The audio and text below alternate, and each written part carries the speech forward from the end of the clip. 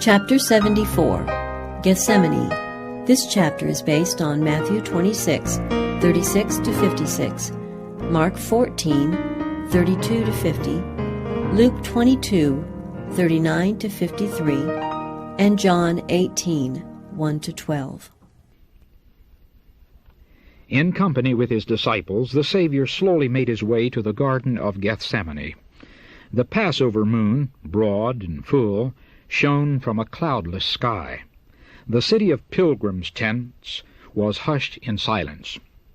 Jesus had been earnestly conversing with his disciples and instructing them, but as he neared Gethsemane, he became strangely silent. He had often visited this spot for meditation and prayer, but never with a heart so full of sorrow as upon this night of his last agony. Throughout his life on earth he had walked in the light of God's presence. When in conflict with men who were inspired by the very spirit of Satan, he could say, "He that hath sent me is with me. The Father hath not left me alone. For I do always those things that please him." John chapter 8, verse 29. But now he seemed to be shut out from the light of God's sustaining presence. Now he was numbered with the transgressors. The guilt of fallen humanity he must bear. Upon him who knew no sin must be laid the iniquity of us all. So dreadful does sin appear to him, so great is the weight of guilt which he must bear, that he is tempted to fear it will shut him out forever from his Father's love. Feeling how terrible is the wrath of God against transgression, he exclaims, "My soul is exceeding sorrowful, even unto death." As they approached the garden, the disciples had marked the change that came over their Master. Never before had they seen him so utterly sad and silent. As he proceeded, this strange sadness deepened, yet they dared not question him as to the cause. His form swayed as if he were about to fall. Upon reaching the garden, the disciples looked anxiously for his usual place of retirement, that their Master might rest. Every step that he now took was with labored effort. He groaned aloud, as if suffering under the pressure of a terrible burden. Twice his companions supported him, or he would have fallen to the earth. Near the entrance to the garden, Jesus left all but 3 of the disciples, bidding them pray for themselves and for him. With Peter, James, and John, he entered its secluded recesses. These 3 disciples were Christ's closest companions. They had beheld his glory on the Mount of Transfiguration. They had seen Moses and Elijah talking with him. They had heard the voice from heaven. Now in his great struggle, Christ desired their presence near him. Often they had passed the night with him in this retreat. On these occasions, after a season of watching and prayer, they would sleep undisturbed at a little distance from their Master until he awoke them in the morning to go forth anew to labor. But now he desired them to spend the night with him in prayer. Yet he could not bear that even they should witness the agony he was to endure. "Tarry ye here," he said, "and watch with me." He went a little distance from them, not so far but that they could both see and hear him, and fell prostrate upon the ground.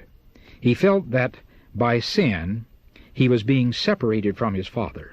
The gulf was so broad, so black, so deep, that his spirit shuddered before it. This agony he must not exert his divine power to escape. As man, he must suffer the consequences of man's sin. As man, he must endure the wrath of God against transgression. Christ was now standing in a different attitude from that in which he had ever stood before. His suffering can best be described in the words of the prophet, "Awake, O sword, against my shepherd, and against the man that is my fellow, saith the Lord of hosts." Zechariah chapter 13, verse 7. As the substitute and surety for sinful man, Christ was suffering under divine justice. He saw what justice meant. Hitherto he had been as an intercessor for others. Now he longed to have an intercessor for himself.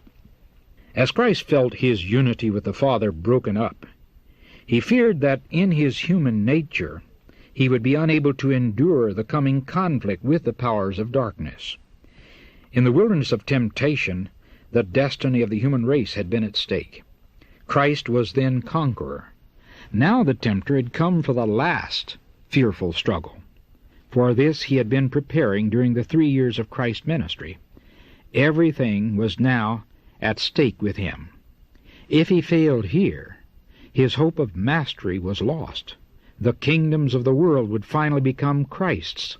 He himself would be overthrown and cast out. But if Christ could be overcome, the earth would become Satan's kingdom, and the human race would be forever in his power. With the issues of the conflict before him, Christ's soul was filled with dread of separation from God. Satan told him that if he became the surety for a sinful world, the separation would be eternal. He would be identified with Satan's kingdom and would never more be one with God. And what was to be gained by this sacrifice? How hopeless appeared the guilt and ingratitude of men. In its hardest features, Satan pressed the situation upon the Redeemer. The people who claim to be above all others in temporal and spiritual advantages have rejected you. They are seeking to destroy you, the foundation, the center, and seal of the promises made to them as a peculiar people. One of your own disciples who has listened to your instruction and has been among the foremost in church activities will betray you. One of your most zealous followers will deny you. All will forsake you. Christ's whole being abhorred the thought that those whom he had undertaken to save, those whom he loved so much, should unite in the plots of Satan. This pierced his soul. The conflict was terrible. Its measure was the guilt of his nation, of his accusers and betrayer, the guilt of a world lying in wickedness. The sins of men weighed heavily upon Christ, and the sense of God's wrath against sin was crushing out his life. Behold him, contemplating the price to be paid for the human soul. In his agony he clings to the cold ground as if to prevent himself from being drawn further from God. The chilling dew of night falls upon his prostrate form, but he heeds it not. From his pale lips comes the bitter cry, "O my Father, if it be possible, let this cup pass from me." Yet even now he adds, "Nevertheless, not as I will, but as thou wilt." The human heart longs for sympathy in suffering. This longing Christ felt to the very depths of his being. In the supreme agony of his soul, he came to his disciples with a yearning desire to hear some words of comfort from those whom he had so often blessed and comforted and shielded in sorrow and distress. The one who had always had words of sympathy for them was now suffering superhuman agony, and he longed to know that they were praying for him and for themselves. How dark seemed the malignity of sin! Terrible was the temptation to let the human race bear the consequences of their own guilt, while he stood innocent before God. If he could only know that his disciples understood and appreciated this, he would be strengthened. Rising with painful effort, he staggered to the place where he had left his companions, but he findeth them asleep. Had he found them praying, he would have been relieved. Had they been seeking refuge in God that satanic agencies might not prevail over them, he would have been comforted by their steadfast faith. But they had not heeded the repeated warning, "Watch and pray." At first they had been much troubled to see their master, usually so calm and dignified, wrestling with a sorrow that was beyond comprehension. They had prayed as they heard the strong cries of the sufferer. They did not intend to forsake their Lord, but they seemed paralyzed by a stupor, which they might have shaken off if they had continued pleading with God. They did not realize the necessity of watchfulness and earnest prayer in order to withstand temptation. Just before he bent his footsteps to the garden, Jesus had said to the disciples, "All ye shall be offended because of me this night." They had given him the strongest assurance that they would go with him to prison and to death. And poor, self-sufficient Peter had added, "Although all shall be offended, yet will not I." Matthew chapter 14, verse 27 and verse 29. But the disciples trusted to themselves. They did not look to the mighty Helper as Christ had counseled them to do. Thus, when the Savior was most in need of their sympathy and prayers, they were found asleep. Even Peter was sleeping. And John, the loving disciple who had leaned upon the breast of Jesus, was asleep. Surely the love of John for his Master should have kept him awake. His earnest prayer should have mingled with those of his loved Savior in the time of his supreme sorrow. The Redeemer had spent entire nights praying for his disciples that their faith might not fail. Should Jesus now put to James and John the question he had once asked them, "Are ye able to drink of the cup that I shall drink of, and to be baptized with the baptism that I am baptized with?" They would not have ventured to answer, "We are able." Matthew chapter 20, verse 22. The disciples awakened at the voice of Jesus, but they hardly knew him. His face was so changed by anguish. Addressing Peter, Jesus said, "Simon, sleepest thou? Couldest not thou watch 1 hour? Watch ye and pray, lest ye enter into temptation. The spirit truly is ready, but the flesh is weak." The weakness of his disciples awakened the sympathy of Jesus. He feared that they would not be able to endure the test which would come upon them in his betrayal and death. He did not reprove them, but said, "Watch ye, and pray, lest ye enter into temptation." Even in his great agony he was seeking to excuse their weakness. "The spirit truly is ready," he said, "but the flesh is weak." Again the Son of God was seized with superhuman agony, and fainting and exhausted, he staggered back to the place of his former struggle. His suffering was even greater than before. As the agony of soul came upon him, his sweat was, as it were, great drops of blood falling down to the ground. The cypress and palm trees were the silent witnesses of his anguish. From their leafy branches dropped heavy dew upon his stricken form, as if nature wept over its author wrestling alone with the powers of darkness. A short time before, Jesus had stood like a mighty cedar, withstanding the storm of opposition that spent its fury upon him. Stubborn wills and hearts filled with malice and subtlety had striven in vain to confuse and overpower him. He stood forth in divine majesty as the Son of God. Now he was like a reed, beaten and bent by the angry storm. He had approached the consummation of his work a conqueror, having at each step gained the victory over the powers of darkness. As one already glorified, he had claimed oneness with God. In unfaltering accents he had poured out his songs of praise. He had spoken to his disciples in words of courage and tenderness. Now had come the hour of the power of darkness. Now his voice was heard on the still evening air, not in tones of triumph, but full of human anguish. The words of the Savior were borne to the ears of the drowsy disciples. "O my Father, if this cup may not pass away from me, except I drink it, thy will be done." The first impulse of the disciples was to go to him, but he had bidden them tarry there, watching unto prayer. When Jesus came to them, he found them still sleeping. Again he had felt a longing for companionship, for some words from his disciples, which would bring relief and break the spell of darkness that well-nigh overpowered him. But their eyes were heavy, neither wist they what to answer him. His presence aroused them. They saw his face marked with the bloody sweat of agony, and they were filled with fear. His anguish of mind they could not understand. His visage was marred more than any man, and his form more than the sons of men. Isaiah chapter 52, verse 14.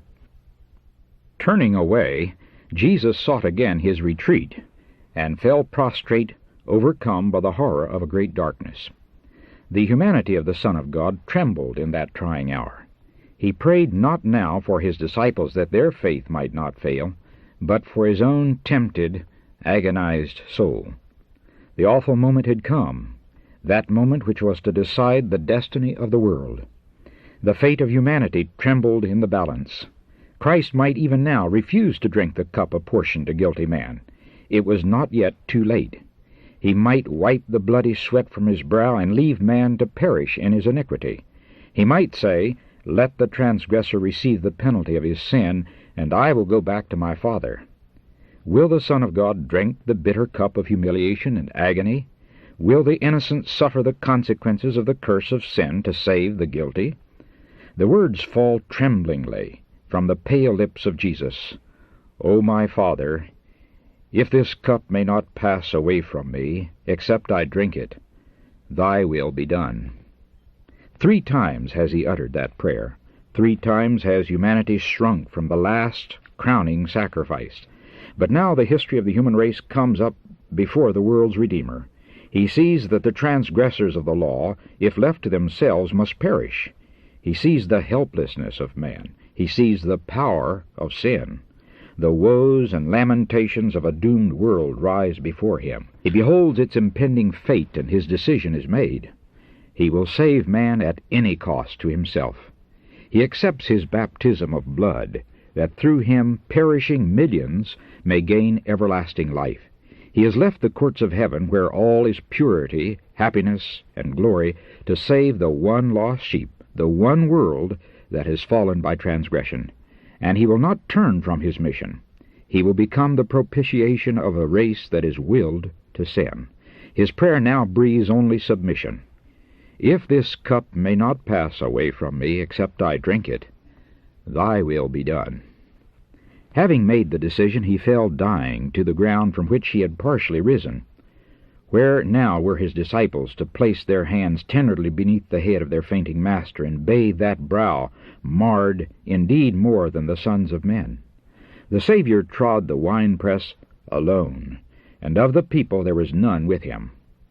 But God suffered with his Son. Angels beheld the Savior's agony. They saw their Lord enclosed by legions of satanic forces, his nature weighed down with a shuddering, mysterious dread. There was silence in heaven. No harp was touched. Could mortals have viewed the amazement of the angelic host as in silent grief they watched the Father separating his beams of light, love, and glory from his beloved Son, they would better understand how offensive in his sight is sin. The world's unfallen and the heavenly angels had watched with intense interest as the conflict drew to its close. Satan and his confederacy of evil, the legions of apostasy, watched intently this great crisis in the work of redemption. The powers of good and evil waited to see what answer would come to Christ's thrice-repeated prayer.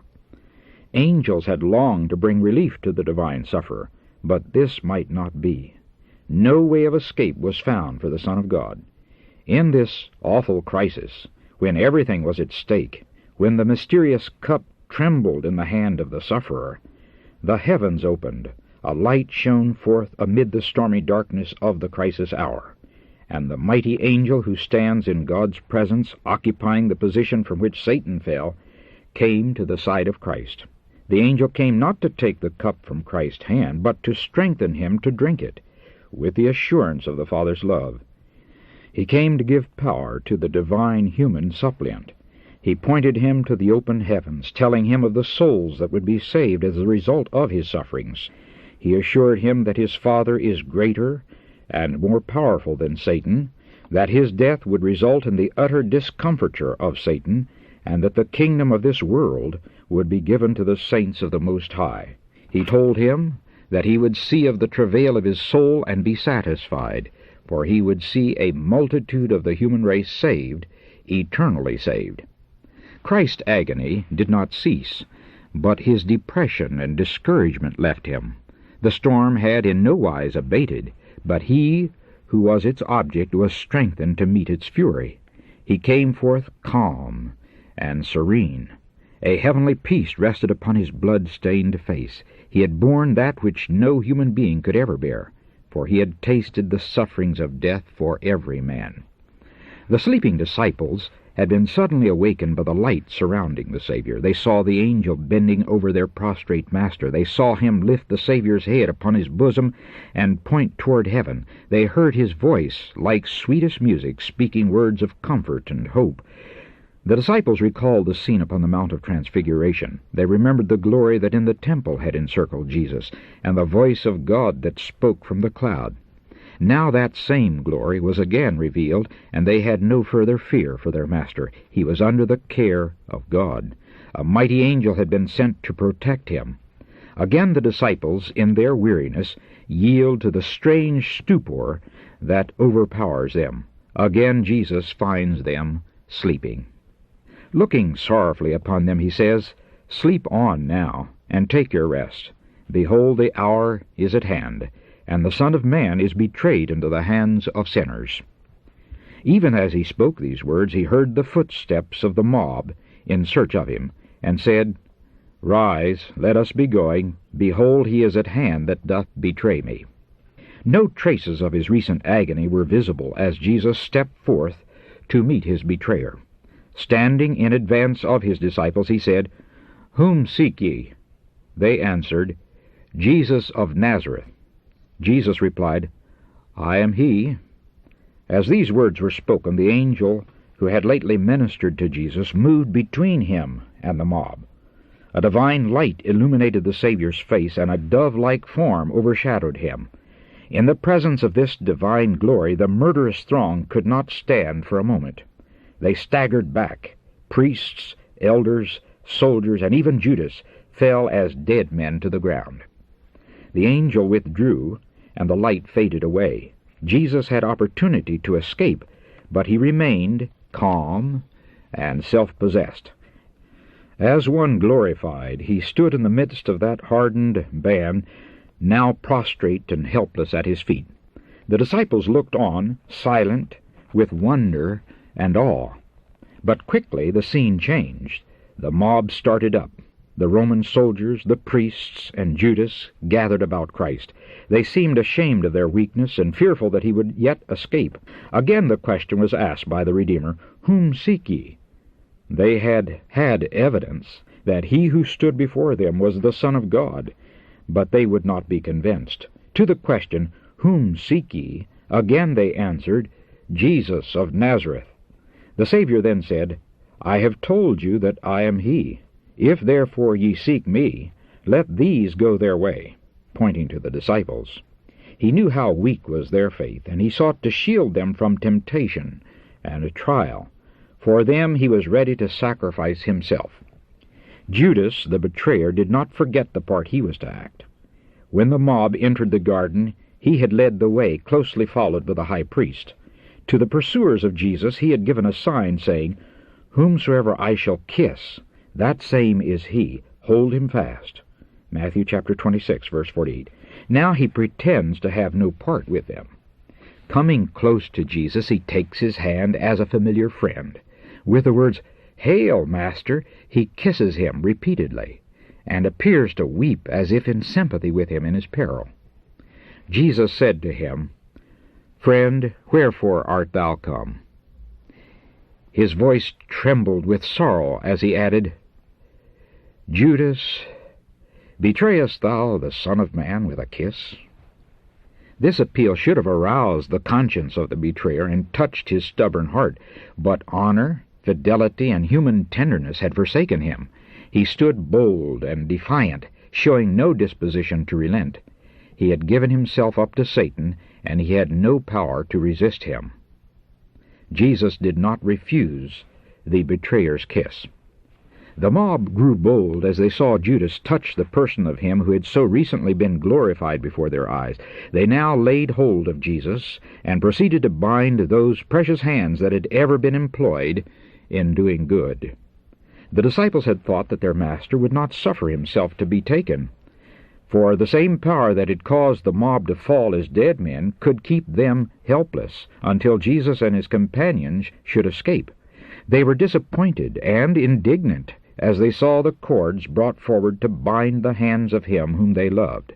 Peter in his anger rashly drew his sword and tried to defend his master, but he only cut off an ear of the high priest's servant. When Jesus saw what was done, he released his hands, though held firmly by the Roman soldiers, and saying, "Suffer ye thus far," he touched the wounded ear, and it was instantly made whole. He then said to Peter, "Put up again thy sword into his place, for all they that take the sword shall perish with the sword. Thinkest thou that I cannot now pray my Father, and he shall presently give me more than 12 legions of angels?" A legion in place of each one of the disciples. Oh, why, the disciples thought, does he not save himself and us? Answering their unspoken thought, he added, "But how then shall the Scriptures be fulfilled, that thus it must be? The cup which my Father hath given me, shall I not drink it?"